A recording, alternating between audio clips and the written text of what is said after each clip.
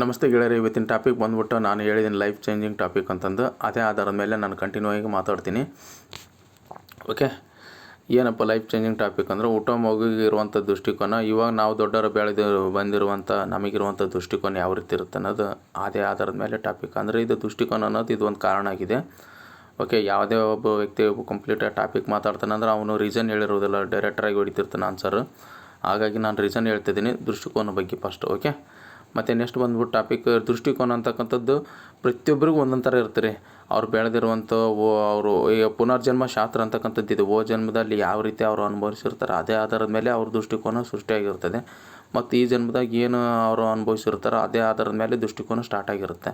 ಅದ್ರ ಪ್ರತಿಯೊಬ್ಬರದ್ದು ಒಂದೇ ಥರ ನಾವು ಒಂದು ದೃಶ್ಯವನ್ನು ನೋಡ್ಬೇಕು ಅನ್ನೋದು ಏನು ನಿಯಮ ಇರೋದಿಲ್ಲ. ಯಾಕಂದ್ರೆ ಅವರಾಗೆ ತಮ್ಮ ಕಲ್ಪನೆ ಏನಿರುತ್ತೆ ಅದನ್ನ ತಿಳಿಸಿದಾಗ ಮಾತ್ರ ನಮಗೆ ಅರ್ಥ ಆಗ್ತಾವೆ ಒಂದು ದೃಷ್ಟಿಕೋನ. ಓಕೆ, ಈ ಮುಂದೆ ಬರೋಂಥ ಟಾಪಿಕ್ ವೆರಿ ಇಂಪಾರ್ಟೆಂಟ್, ಯಾರು ಸ್ಕಿಪ್ ಮಾಡ್ಕೊಳ್ಳಿ.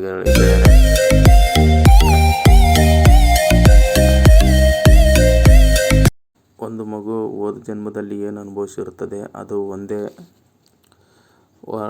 ಒಂದು ವರ್ಷದ ಮಗು ಇದ್ದಾಗ ಆ ಒಂದು ದೃಶ್ಯ ಕಾಡ್ತಿರ್ತದೆ.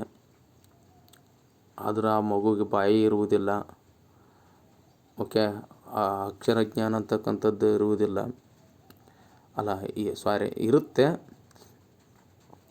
ಅದನ್ನು ವ್ಯಕ್ತಪಡಿಸಲು ಓಕೆ ಅದಕ್ಕೆ ಆದಂಥ ದೇಹ ರಚನೆ ಆಗಿರುವುದಿಲ್ಲ.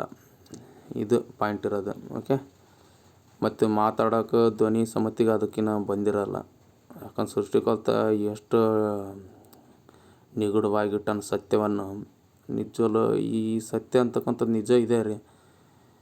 ಈಗ ನಾವು ಬೈಬಲ್ ಓದಿರ್ಬೋದು, ಭಗವದ್ಗೀತೆ ಓದಿರ್ಬೋದು, ಕುರಾನ್ ಓದಿರ್ಬೋದು, ಅದರಲ್ಲೇ ಇರುತ್ತದೆ. ಒಂದು ಮಗು ಹುಟ್ಟಿದಲ್ಲದೆ ಸಾಯೋವರೆಗೆ ಎಷ್ಟೆಲ್ಲ ಅನುಭವ ಪಡಿತೆ, ಯಾವ ರೀತಿ ಅನುಭವ ಆಗಿರುತ್ತೆ ಅದೆಲ್ಲ ಅದು ತೋರಿಸ್ಕೊಡುತ್ತೆ. ನಾವು ಅದನ್ನ ಓದಿರಲ್ಲ, ನಮಗೆ ಗೊತ್ತಿರಲ್ಲ.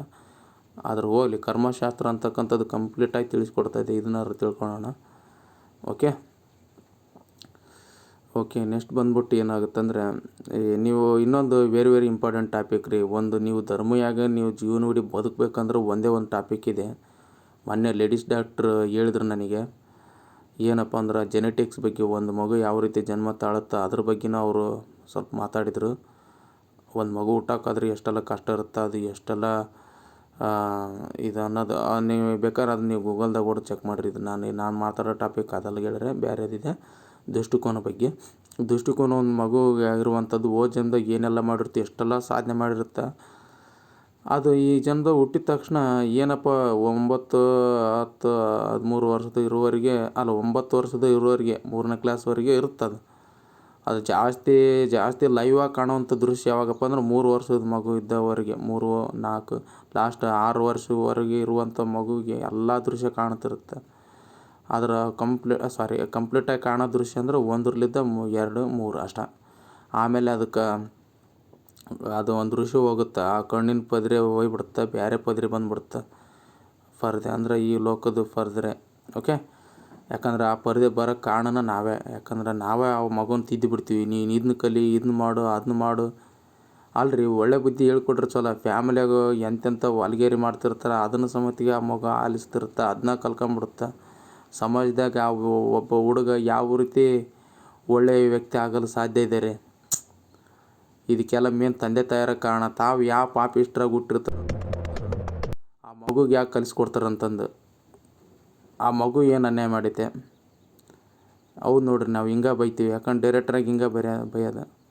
ನಮ್ಮ ತಂದೆ ತಾಯಿ ಅಂತಂದಲ್ಲ, ಕೆಲವೊಂದು ನೀಚ್ ಫ್ಯಾಮಿಲಿ ಅದಾವ ಈ ಸಮಾಜದಾಗ ಐತೆ. ಕುಡುಕರು ಅದರ, ಹೊಲಿಗೆರ್ತನ ಅದರ, ಎಲ್ಲ ಥರ ಐತ್ರಿ. ಅವೆಲ್ಲ ಈ ಚಿಕ್ಕ ಮಗು ಏನು ಮಾಡೈತ್ರಿ? ಈ ಸಮಾಜದಾಗ ಹುಟ್ಟೋಂಥ ಮಗು ಏನು ಮಾಡಿದೆ?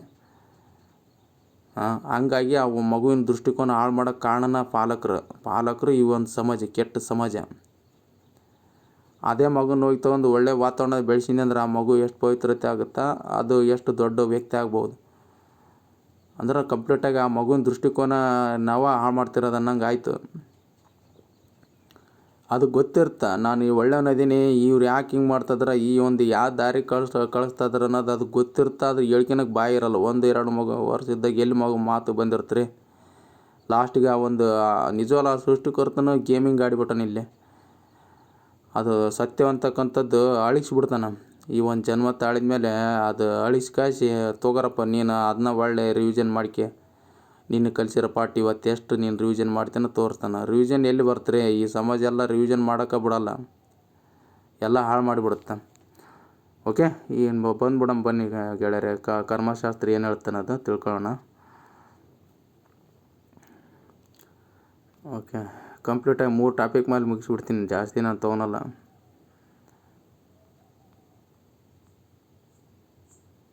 ಕರ್ಮಶಾಸ್ತ್ರ ಮೇನ್ ಪಾಠಗಳು ಏನದವ ಮತ್ತು ಅದ್ರ ಭಾಗ ಏನೋ ಅವು ಏನು ವಿವರಣೆ ಕೊಡ್ತಾವೆ ಅಷ್ಟೇ ಹೇಳ್ಬಿಡ್ತೀನಿ. ಇಷ್ಟೇ, ನಾವು ಓದಕ್ಕೆ ರಾಮಾಯಣ ಮಹಾಭಾರತ ಹೇಳೋದಂಗೆ ಹೇಳಲ್ಲ. ಕರ್ಮಶಾಸ್ತ್ರದಾಗ 2 ವಿಧಗಳನ್ನು ನಾನು ಸ್ವಂತ ಬರ್ಕೊಂಡೀನಿ. ಆದರೆ ಕೆಲವರು ಕರ್ಮಶಾಸ್ತ್ರ ಓದಿದ್ರೆ ಅವ್ರು 3 ಭಾಗಗಳಂತ ಕೊಟ್ಟಾರ, 3 ಪ್ರಕಾರಗಳಂತ ಕೊಟ್ಟಾರ. ನಾವು ವಿಧಗಳು ಬರೋದು ಒಳ್ಳೆಯ ಕರ್ಮಫಲ, ಕೆಟ್ಟ ಕರ್ಮಫಲ ಅಂತಂದು.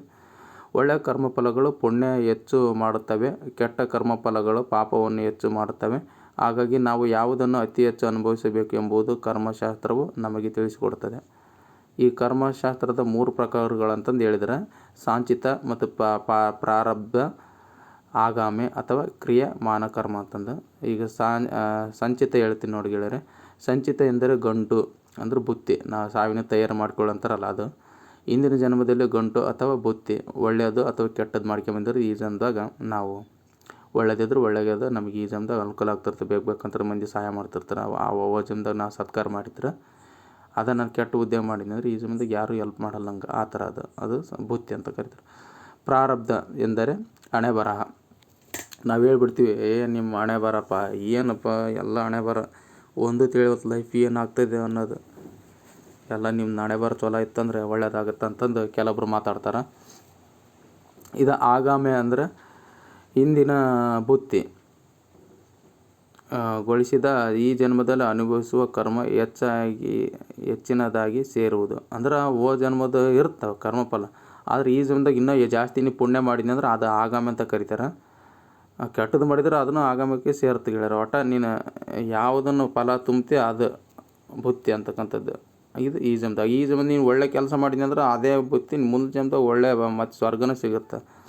ಓಕೆ, ಹಾಗಾಗಿ ನಾವು ಈ ಜನ್ಮದಾಗ ಒಳ್ಳೆಯದ ಕೆಲಸ ಮಾಡಲೇಬೇಕು ನಾವು. ಕೆಲವೊಂದು Islamic way of Kannada page ಅಂತ, ಇಸ್ಲಾಮಿಕ್ ವೇ ಕನ್ನಡ ಪೇಜ್ ಅಂತಂದು ಇದು ಒಂಥರ ಇಸ್ಲಾಂ ಅವರು ರಚನೆ ಮಾಡಿರೋಂಥದ್ದು ಗೆಳೆಯರೆ. ಈಗ ದೈನಂದಿನ ಹದೀಸ್ ವಚನ ಅಂತ ಅವ್ರು ಏನು ಹೇಳಿದಾರೆ, ಮನುಷ್ಯನು ಮೃತಪಟ್ಟರೆ 3 ಕಾರ್ಯಗಳು ಹೊರತುಪಡಿಸಿ ಎಲ್ಲ ಕರ್ಮಗಳು ಸ್ಥಗಿತಗೊಳ್ಳುವುದು ಅಂತಂದು ಇದೊಂದು ಹದೀಸ್ನಲ್ಲಿ ಕೊಟ್ಟಿದ್ದಾರೆ. ಹದೀಸ್ ಅಂದ್ರೆ ದೊಡ್ಡ ಶರಣರು ತಮ್ಮ ಜೀವನ ಅನುಭವಿಸಿದಂಥವ್ರು ತಮ್ಮ ವಾಕ್ಯದಲ್ಲಿ ಬರ್ದಾರ. ಪ್ರತಿಫಲವು ಚಾಲ್ತಿಯಲ್ಲಿರುವ ದಾನ ಅಂದ್ರೆ ಪ್ರತಿಫಲವು ಈಗ ನಮಗೆಲ್ಲ ಒಳ್ಳೆಯ ಪ್ರತಿಫಲನ ನೀಡ್ತಾರಲ್ಲ, ಅದು ಚಾಲ್ತಿಯಲ್ಲಿರುವಂಥ ದಾನ. ಉಪಕಾರಪ್ರದವಾದ ಜ್ಞಾನ. ಜ್ಞಾನ ಅಂತಕ್ಕಂಥದ್ದು ಇದು ನನಗೆ ಯಾಕೆ ಹೇಳೋಕೆ ಬರ್ತಾಯಿಲ್ಲ ಅನ್ಕೊತೀನಿ ಗೆಳೆಯರು. ಇದನ್ನು ನೋಡಿ ನನಗೆ ಯಾಕೆ ಮೈಂಡ್ ಏನೋ ಒಂಥರ ಅನಿಸ್ತದೆ, ಆದರೆ ಹೇಳ್ತೀನಿ. ಪ್ರತಿಫಲವು ಚಾಲ್ತಿಯಲ್ಲಿರುವ ದಾನ. ಪ್ರತಿಫಲವು ನೀವು ಒಂದು ಸ್ವಲ್ಪ ಡೀಪಾಗಿ ಯೋಚನೆ ಮಾಡಿರಿ ಗೆಳೆಯರೆ, ಯಾಕೆ ನನಗೆ ವಿವರಣೆ ಮಾಡೋಕ್ಕೂ ಆಗ್ತಾಯಿಲ್ಲ. ಉಪಕಾರಪ್ರದವಾದ ಜ್ಞಾನ, ತನ್ನ ಒಳಿತಿಗಾಗಿ ಪ್ರಾರ್ಥಿಸುವ ಸಂತಾನ ಅಂತಂದು ಈ 3 ದೈನಂದಿನ ಅಂದ್ರೆ ನಮ್ಮ ಸತ್ತಾಗ ಉಳಿಯುವಂಥ ಇವು 3 ಕಾರ್ಯ ಅಂತ ಹೇಳ್ತಾ ಇದ್ದಾರೆ. ಉಳ್ಕಿದ್ವೆಲ್ಲ ಪ್ಲಾಸ್ ಆಗ್ತವ. ಈಗ ನಾವು ಒಳ್ಳೆಯ ಕೆಲಸ ಮಾಡಬೇಕು. ನಾನು ಇದನ್ನ ಅರ್ಥವಾಗಿ ಹೇಳ್ಬಿಡ್ತೀನಪ್ಪ. ಸಂಚಿತ, ಪ್ರಾರಬ್ಧ, ಆಗಾಮಿ ಇಷ್ಟೇ. ಇದ್ರ ಅರ್ಥ ನನಗೆ ಹೇಳೋಕ್ಕಾಗ್ತಲ್ಲ ಗೆಳೆಯರೆ. ಆದಷ್ಟು ನೀವು ಸ್ವಲ್ಪ ಜ್ಞಾನವಂತರಾಗಿರ್ತೀರಿ, ನೀವು ಅರ್ಥ ಮಾಡ್ಕೊಳ್ಳಿ. ಓಕೆ, ಯಾಕಂದರೆ ಈ ಒಂದು ಕಲೆಕ್ಟ್ ಮಾಡಿದ್ದೀನಿ ಈ ಒಂದು ಮನುಷ್ಯ. ಯಾಕಂದ್ರೆ ಸತ್ನಂತೂ ಏನು 3 ಉಳಿತೇವಪ್ಪ ಅದ್ರ ಬಗ್ಗೆ ನಾನು ಟಾಪಿಕ್ ಕರ್ಮ ಅಂತಕ್ಕಂಥದ್ದು ಅದರ ಮೇಲೆ ನಾನು ಇದನ್ನ ಉಳಿಸಿದ್ದೀನಿ. ಜಾಸ್ತಿ ಸ್ಟೇಟಸ್ ಉದ್ದ ಆಗುತ್ತೆ ಅನ್ಕೊತೀನಿ. ಆದಷ್ಟು ನಾನು ಇದನ್ನ ಇಲ್ಲಿಗೆ ಮುಗಿಸೋಕೆ ಟ್ರೈ ಮಾಡ್ತೀನಿ. ನ್ಯೂನತೆಗಳು ಏನಪ್ಪ ನ್ಯೂನತೆ? ಅಮೇರಿಕ, ಲಂಡನ್, ಇತರ ದೇಶಗಳು ಕರ್ಮಶಾಸ್ತ್ರದ ಅತಿ ಪ್ರಾಮುಖ್ಯತೆಯನ್ನು ಕೊಟ್ಟಿದ್ದಾರೆ. ಅವರು ಆಧ್ಯಾತ್ಮಿಕತೆ ಕೊರತೆಯಿಂದ ನವದಂಪತಿಗಳು ಶಾಶ್ವತವಾಗಿ ದೀರ್ಘ ಸುಮಂಗಲಿಯಾಗಿ ಬದುಕಲು ಅಸಾಧ್ಯವಾಗಿದೆ. ಓಕೆ, ಆ ವ್ಯಕ್ತಿ ಅವಶ್ಯಕತೆ ಇಲ್ಲದಿದ್ದಾಗ ವಿಚ್ಛೇದನವಾಗುತ್ತಾರೆ. ಇಂತಹ ಸಂಗತಿಗಳು ನಮ್ಮ ದೇಶದಲ್ಲಿ ಅಪರೂಪವಾಗಿದೆ. ಆಧ್ಯಾತ್ಮಿಕತೆ ಎಷ್ಟು ಅವಶ್ಯಕತೆವಿದೆ ಅಂದರೆ ಇಂಥ ವಿಷಯಗಳಿಗೆ ಪರಿಹಾರ ನೀಡುತ್ತದೆ. ಆದರೆ ಇದು ಒಂದು ರೀತಿ ಮೋಸ.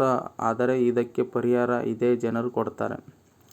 ನಮ್ಮ ಭಾರತ ಸೌಂದರ್ಯಕ್ಕಿಂತ ಸಮಾನತೆಗೆ ಬೆಲೆ ಕೊಟ್ಟಿದೆ. ಓಕೆ, ಅಮೆರಿಕ ದೇಶದಲ್ಲಿ ಒಬ್ಬ ವ್ಯಕ್ತಿ ಅತಿ ದೊಡ್ಡ ತಪ್ಪು ಮಾಡಿದರೆ ಸುಮಾರು 300-400 ವರ್ಷ ಶಿಕ್ಷೆ ವಿಧಿಸಬೇಕು ಎಂಬ ಕಾನೂನಿದೆ.